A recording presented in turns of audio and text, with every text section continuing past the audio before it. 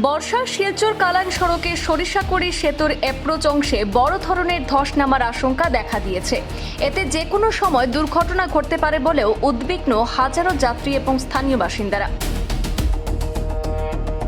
স্থানীয় সূত্রে জানা গেছে, প্রধানমন্ত্রী গ্রামীণ সড়ক যোজনার অধীনে মোহনপুর থেকে হিলারা পেট্রোল পাম্প পর্যন্ত সংযোগকারী সড়কের সরিষাকুড়ি এলাকায় সেতুর অ্যাপ্রোচ দীর্ঘদিন ধরে বিপজ্জনক অবস্থায় রয়েছে। সড়ক সংস্কারের নামে পাশে মাটি ফেলে কাজ শুরু হলেও তার অসম্পূর্ণ অবস্থায় ফেলে রাখার অভিযোগ উঠেছে।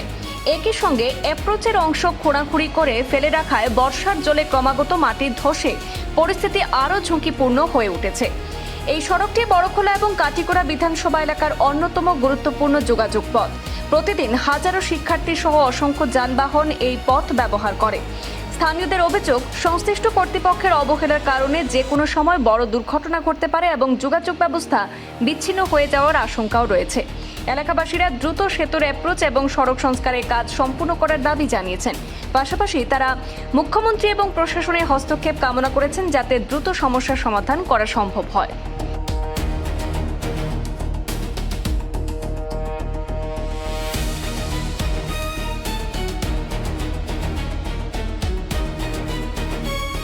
মনপুর থেকে টু পেট্রোল পাম্প পর্যন্ত এই রাস্তা গেছে।